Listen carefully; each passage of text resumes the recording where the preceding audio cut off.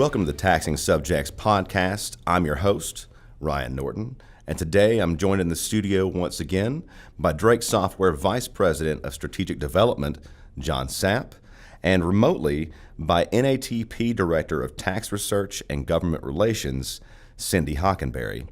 Welcome to the show, you two. Thanks, Ryan. Thanks, Ryan. We're recording today, December 19th, 2017. Just letting you know because things might change by the time you hear this podcast, because today we're going to be talking about the tax reform that's currently probably going to get voted on this week. And I suppose we can just go ahead and jump into it. And the first thing I kind of want to ask you to, the history of tax law is pretty long. The largest changes in recent memory, at least, occurring in 81, but especially in 1986. How does the Tax Reform Act of 1986 compare to what's currently going through Congress? Well, I graduated college in 1986. Cindy, if that tells you how old I am. And it was kind of funny when the Tax Act had just passed that it was tax simplification again, and that gave us, uniform capitalization rules and 481 adjustments, and we also had passive activities coming down through the tax law for the first time, but it was all simplification, and so the similarity there is that simplification. Basically, for the first 3 years of my professional career, gave me something to do because it kind of leveled the playing field as a rookie coming out of college. All of a sudden, nobody knew anything about the new tax bill, so everybody had to learn it at the same time. And so it made the tax law just as complex as it was before. It was just other things were complex than the things that were complex before the tax bill was passed. I'd say this bill's pretty similar. Wouldn't you say so, Cindy? What do you think? Well, actually, I think the Tax Reform Act of 1986 was, revolutionizing, actually, more so than this one is.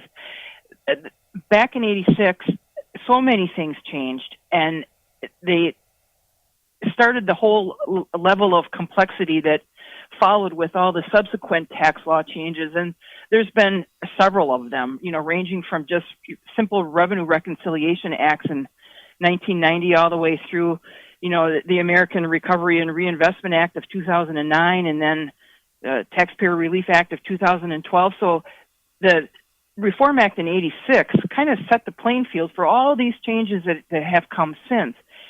This particular one that is on the verge of being signed into law now plays a big, huge part, I think, in simplification, making the tax rates a little bit more fair for all Americans. And, there's truth in saying that this law will affect every single American. The only thing is, this is so temporary. Everything goes away after 2025. With 1986 tax law changes and the whole reform, those remained. Cindy, I find that interesting. I don't mean to hijack your podcast, Ryan, but I am interested in your thoughts on expiring tax breaks. And I think the first time we had those was in the early 90s, right, under the Bush tax cuts. And one of the ways, I guess, they reconciled that with the budget process was to expire them.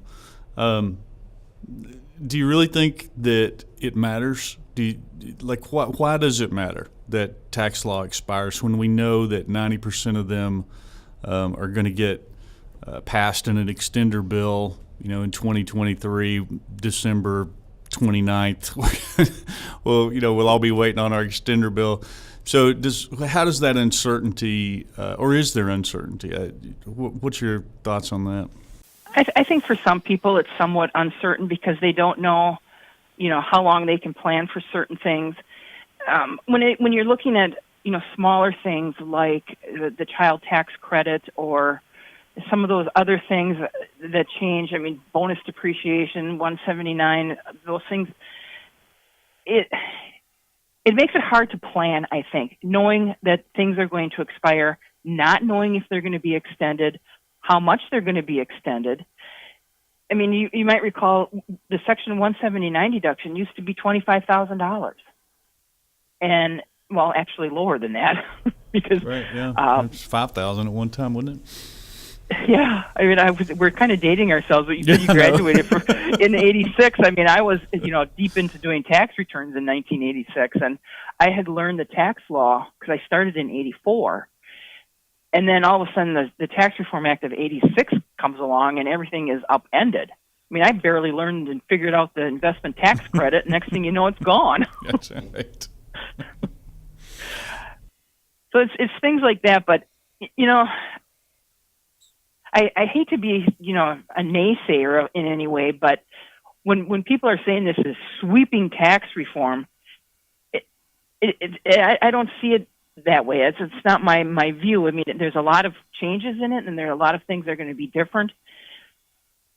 How it plays out for the American people is yet to be seen, because you read all the pundits though, and they say that the middle income people aren't going to get a tax break, but the tax rates are lower, so in some respect they have to be.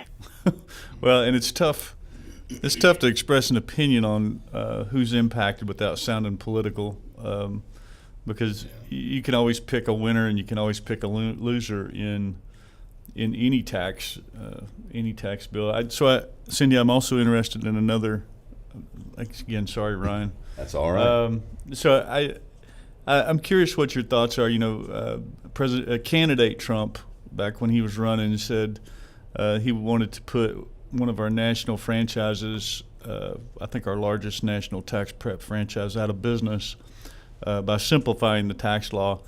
And we've seen some attempt to do that, right, with the doing away with a lot of itemized deductions. But I'm just curious, when you think about tax professionals, do you feel like this bill simplifies the tax law enough to where more taxpayers will choose to do their own taxes as opposed to choosing a tax professional, because all of a sudden the tax law is so simplified now that they won't need the services of a tax professional?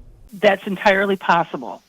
The thing is, though, tax preparers are going to have to learn how to diversify their services if they wish to remain in business. Now, when the Trump and even President Trump was, holding up the little postcard saying that taxpayers are now going to be able to file on a postcard, in reality, that was already, something that they could do if they would have just taken the few lines from the 1040 EZ and put them on a card.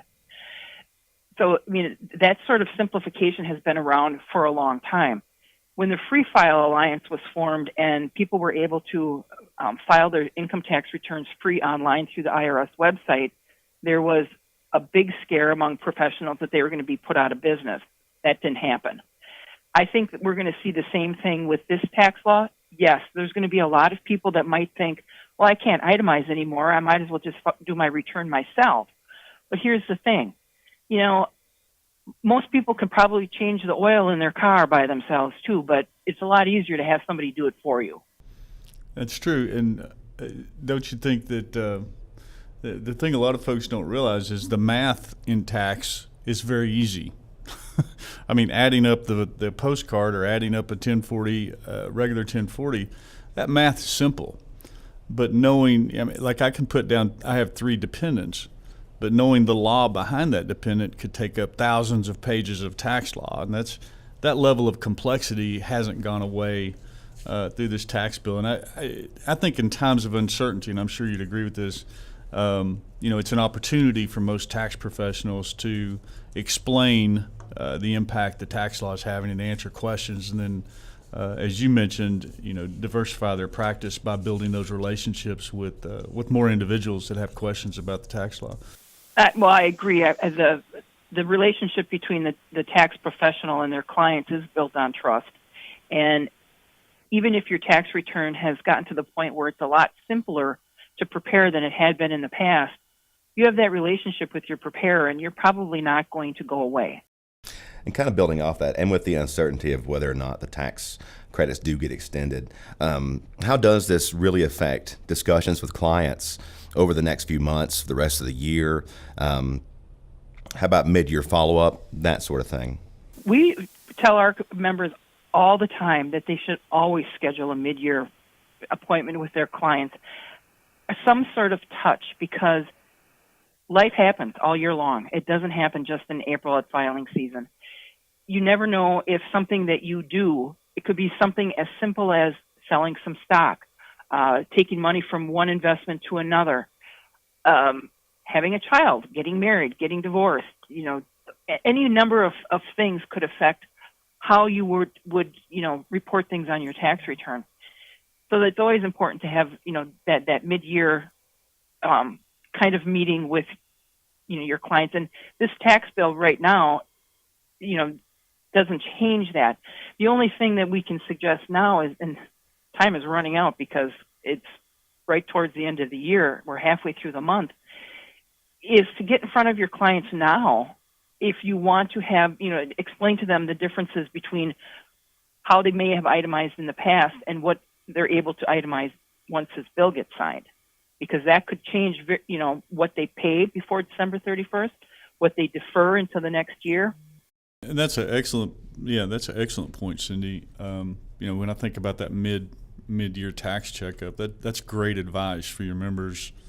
Especially, if you think about, should you refinance a first mortgage or should you get a home equity line? Well, if you talk to your tax preparer in the future, it appears as if they're going to tell you refinance your first mortgage now. And as you calculate the benefits of doing that, rate change versus upfront costs and those types of things, well, now a home equity line, which may be, kind of automatic in a lot of refis today, may not be anymore because it may be more beneficial by the time you work in the tax implications of that to just keep your principal mortgage on your home. What can tax pros do to prepare for those kinds of discussions? I'll throw that to you, Cindy. What are some things that they can do just to get ready for sitting down with their clients, if it's now or during tax season? Well, first of all, they should be listening to this podcast. And second, they need to read. They need to get themselves up to speed on what this bill actually says. And then they need to, look at their client base and kind of come up with a game plan of who it might affect and who it won't affect. I think anybody that you have that is right on the cusp of the double standard deduction as far as people that may have formerly itemized, take a look at those clients and think, okay, if they prepaid their property taxes in 2017 and they normally deduct it in January or pay it in January and deduct it the following year, if you bunch them up, then maybe they could get a big, huge itemized deduction this year and then just use the standard deduction going forward because they don't have any of those other things. You need to look at all your clients that have 2% items, that all of those are going to be gone. Employee business expenses, those sorts of things. If you have clients that are tinkering around with their divorce settlement, boy, I'd get that wrapped up by the end of the year if I was them. That's true, and we may see more employees set up a side business in order to run more of those expenses through a Schedule C. That's entirely possible. Or maybe, it would be to the, benefit of the employee-employer relationship that if there are a lot of employee business expenses, maybe discussions with your small business clients and setting up accountable plans so these expenses can be reimbursed. That makes a happier employee. And it'll probably change, moving expenses and, well, anyway, I don't mean to go through all that, but yeah, that's a great advice.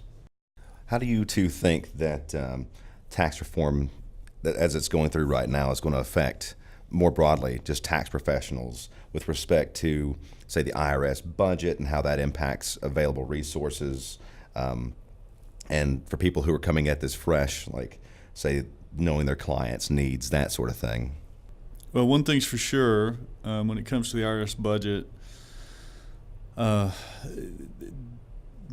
customer support is going to suffer as the IRS has reduced resources in their ability to answer tax questions.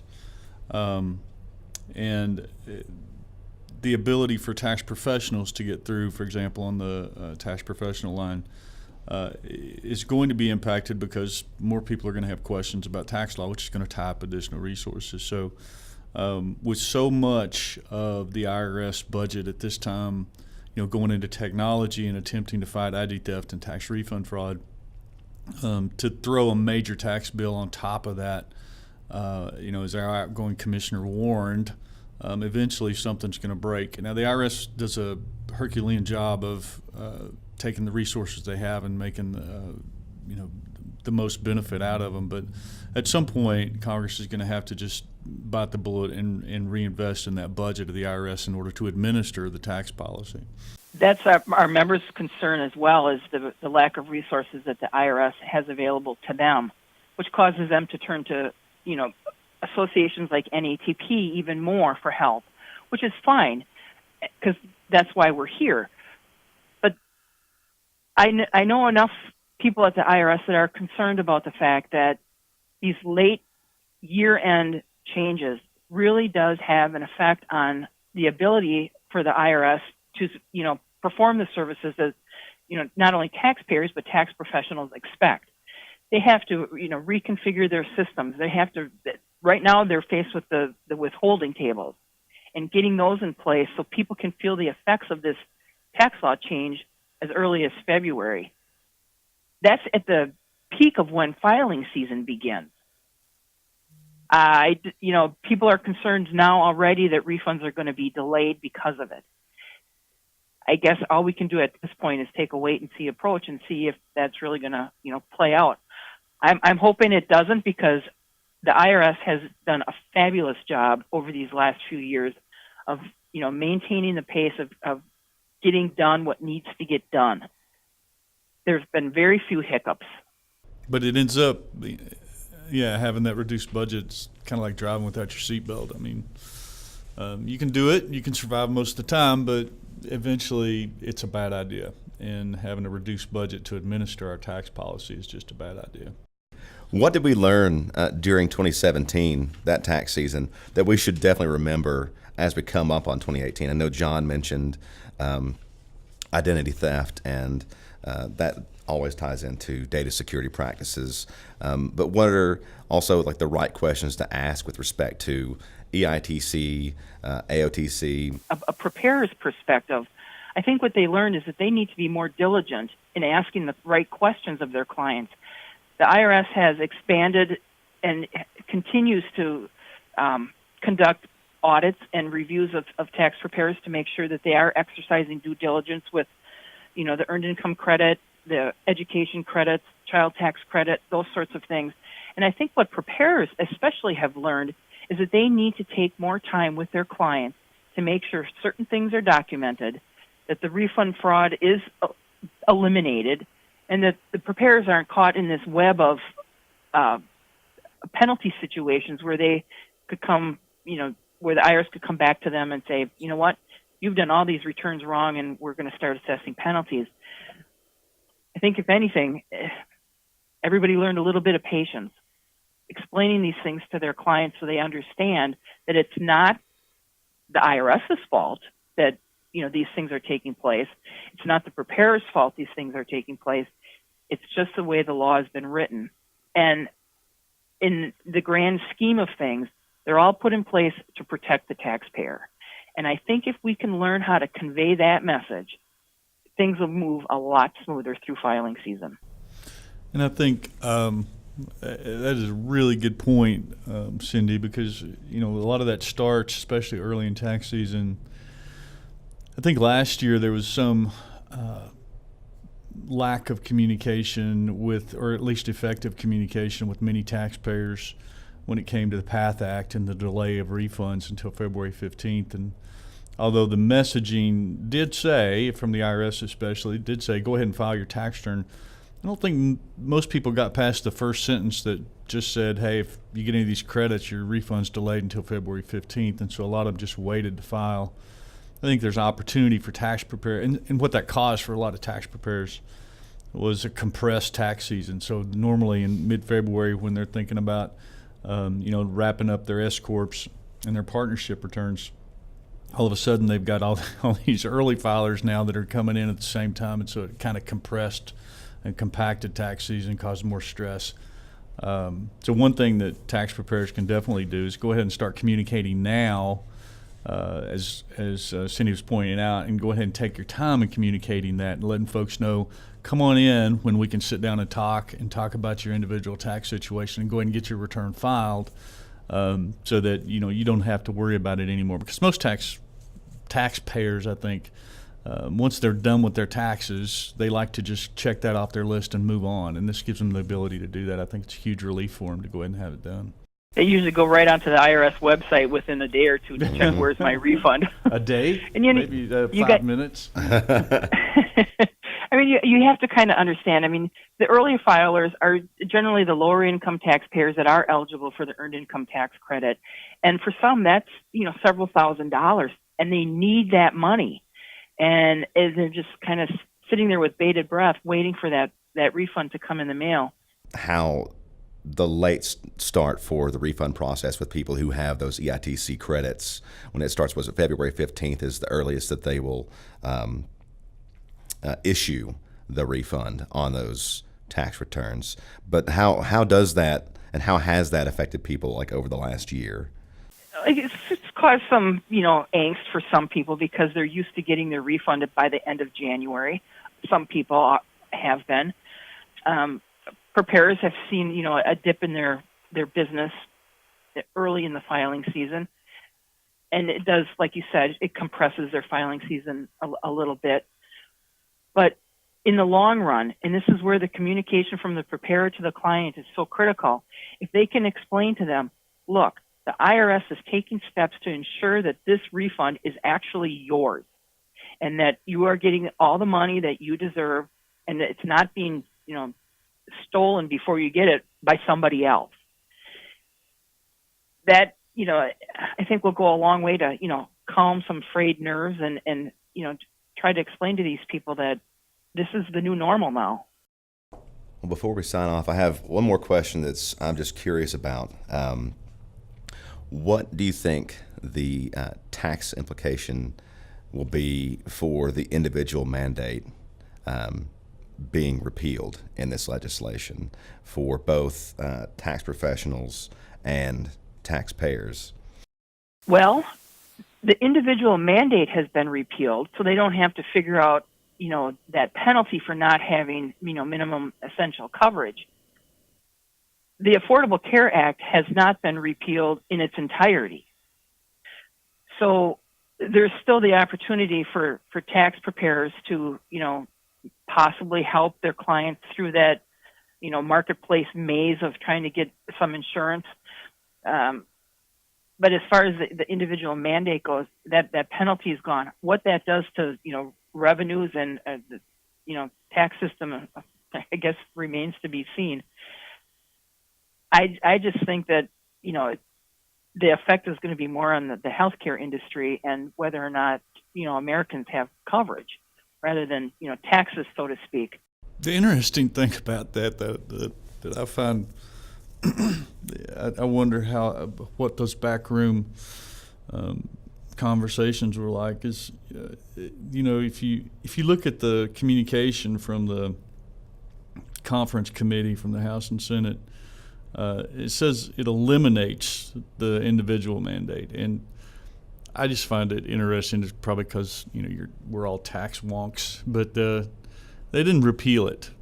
What they did was they changed the percentage to 0, and so there's still a mandate to have health insurance. I mean, everyone in the United States has a mandate to have health insurance and to either pay a penalty or file an exemption. So if you think about it.